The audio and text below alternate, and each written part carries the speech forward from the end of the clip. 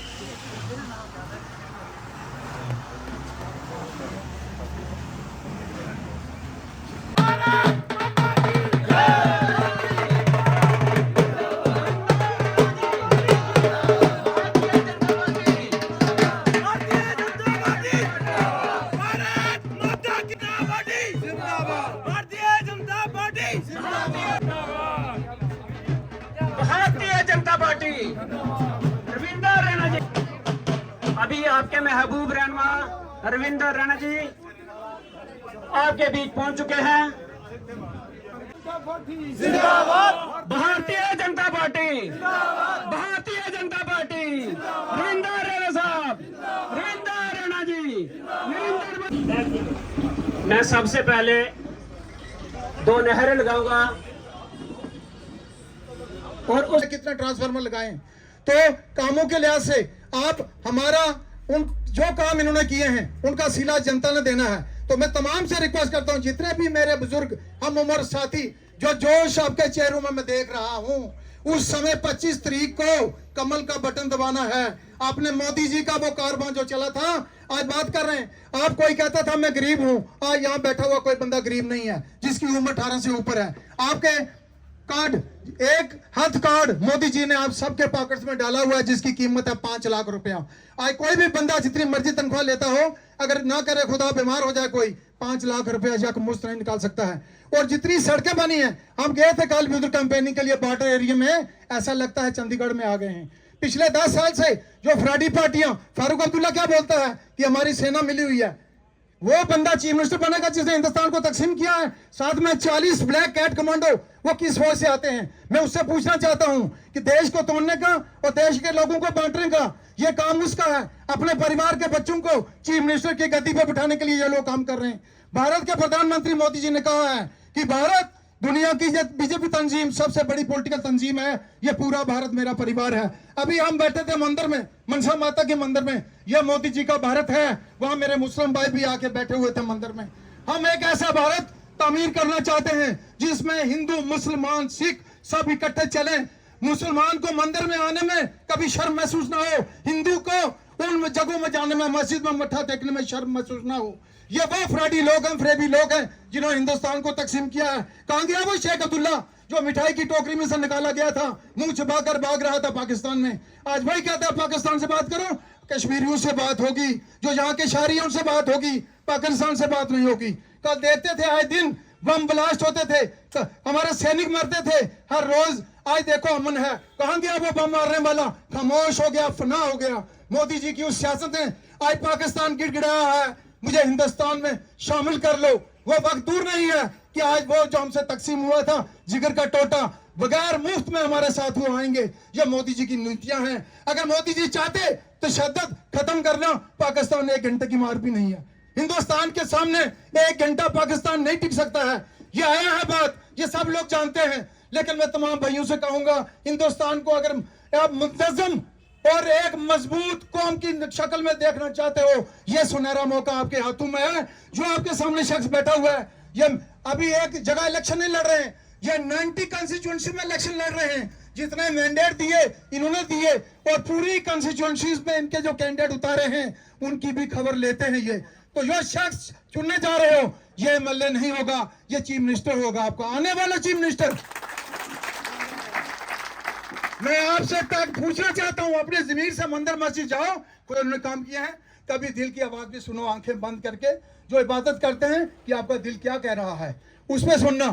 फिर क्या आप एक एमएलए चाहते हो महज? जो लोग आपके सामने आज खड़े हैं कपड़ों की तरह, पार्टियां बदल गए हैं, अब इसके बाद किस पार्टी में जाएंगे? कौन सी पार्टी बाकी बची है?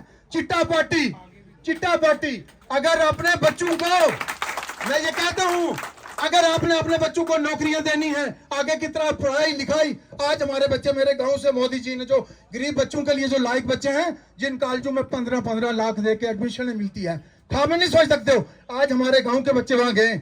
जो रैना जी की सबसे बड़ी दात दूंगा, हम मर जाएंगे, हम नहीं रहेंगे, हमारी आने वाली नस्लें इनको मास्टर बेलीराम जी की तरह याद करेंगी।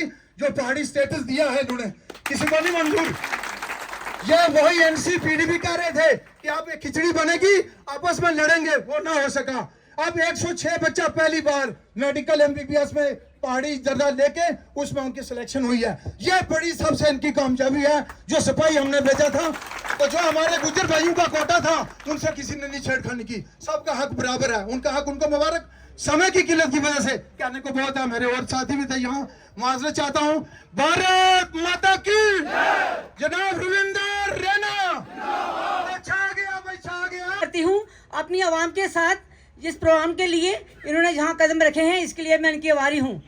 और साथ साथ में जितने भी बीजेपी के काम हैं, वो काम हमें जरूरी नहीं है कि हम बार बार विजय गोल्डन कार्ड, ये 2-2 हजार, ये मकान गिन के दिखाएं, क्योंकि सोशल मीडिया में सब कुछ आता है। लेकिन जो यहाँ हमारे भाई बहनें खड़े हैं, बैठे हैं, मैं इनसे एक अपील करूंगी कि मुझे इतना बता दो कि जब हम सुबह उठते थे तो हम देखते हैं कि पास शालिंग का क्या हाल था, हमारे बाटलों के किस तरह गोले गूंज रहे थे। तो मुझे लगता है कि काफी देर से हमारे उन बमों की आवाज हमें हमारे कान में नहीं पड़ी। नंबर 2, कश्मीर में जो पत्थर मारते थे, आजकल देखो हाथ में फूल लेके बोलते हैं गुड मॉर्निंग। तो इसके लिए वीडी साहब के लिए तालियां। बहुत बहुत रुक गया तो रुक गया। वहाँ के जो लोग हैं वो इन्हीं के हैं, किसी के घर में चले जाएंगे वो इन्हीं के हैं। तो मैंने जितना मिसाल इनकी देखी है ईमानदारी की, जब मैं भारत माता की, भारत माता की, भारतीय जनता पार्टी जिंदाबाद, भारतीय जनता पार्टी जिंदाबाद, मोदी सरकार जिंदाबाद, मोदी सरकार जिंदाबाद, हर हर मोदी, हर हर मोदी, हर हर मोदी, हर हर मोदी, हर हर मोदी, हर हर मोदी, हर हर मोदी, हर हर मोदी, हर हर मोदी, हर हर मोदी। भारत माता की जय, भारत माता की जय। बहुत बहुत धन्यवाद आप सबका। आज यहाँ बगनोटी की आज की इस भारतीय जनता पार्टी के इस समारोह, इस कार्यक्रम में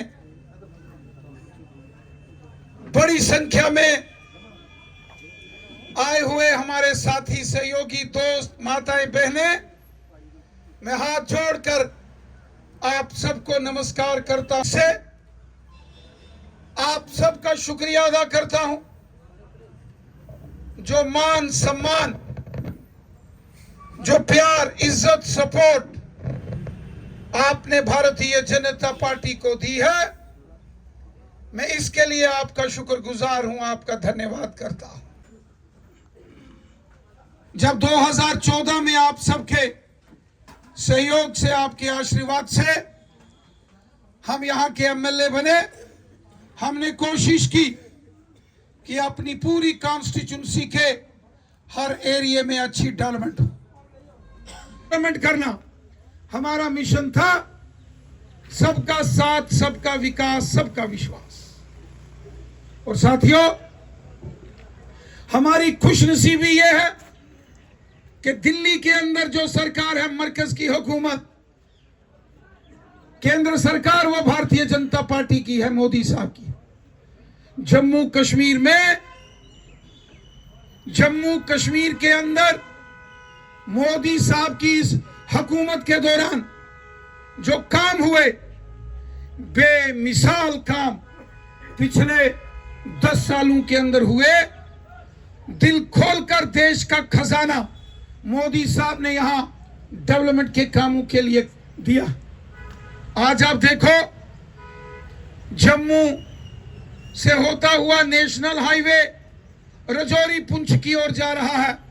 एक जमाना होता था कि पूरा दिन लगता था नौशहरा या इस एरिया से निकलकर जम्मू जाना। आज 2 घंटे के अंदर अंदर यहां से गाड़ी में बैठो, जम्मू काम करके शाम को वापस अपने घर। ये मोदी साहब की देन है, ये भारतीय जनता पार्टी की देन। आज हर एक इंसान की जेब में गोल्डन कार्ड है। इलाज के लिए 5-5 लाख रुपया एक साल में अगर किसी ने दिया है, जम्मू कश्मीर के अंदर हर इंसान, हर शख्स की जेब में गोल्डन कार्ड है। ये गोल्डन कार्ड अगर किसी ने दिया है वो मोदी सरकार है। मैं आपके पास जिन्होंने गोल्डन कार्ड बनाए हैं, हाथ खड़ा करो जरा मोदी साहब के। हर एक इंसान की जेब में है। जोरदार ताली मोदी साहब के लिए होनी चाहिए। स्कूल, हॉस्पिटल, बिजली, पानी, ये मोदी साहब की देन है। और सबसे बड़ी देन जो रजौरी और पुंछ में मोदी साहब की है, पहाड़ी कबीले को, पहाड़ियों को जो एसटी स्टेटस दिया गया है, बड़ा फैसला है। आज शायद आपको इसका वो अनुमान या एहसास नहीं हो रहा होगा, लेकिन अगले 5 साल के बाद आपको पता चलेगा कि इस पहाड़ी जो स्टेटस मोदी साहब ने दिया है, इसका कितना फायदा है। परसों डॉक्टर की लिस्ट निकली है, परसों 106 डॉक्टर पहाड़ी के इस कोटे में आए हैं। यह भी एक रिकॉर्ड यहां कायम हुआ है। मोदी साहब ने पहाड़ियों को पहाड़ी स्टेटस दिया, लेकिन गुज्जर बकरवाल कबीले के भाइयों का जो एसटी है उसको बरकरार रखा, महफूज रखा। गुज्जर बकरवाल कबीले के साथ, उनके हक के साथ कोई छेड़खानी मोदी हुकूमत ने नहीं की। मोदी हुकूमत ने गुज्जर, बकरवाल, पहाड़ी सबके साथ इंसाफ किया। चूंकि मोदी साहब का नारा है सबका साथ, सबका विकास, सबका विश्वास। सब हमारे हैं, कोई पराया नहीं है, सबका भला। आज अगर मोदी साहब ने गोल्डन कार्ड दिए 5 लाख एक साल में इलाज के लिए, वो हिंदू को भी दिया, मुसलमान को भी दिया, सिख को भी दिया, वो गुजर को भी दिया, बकरवाल को भी दिया, पहाड़ी कबीले को भी दिया।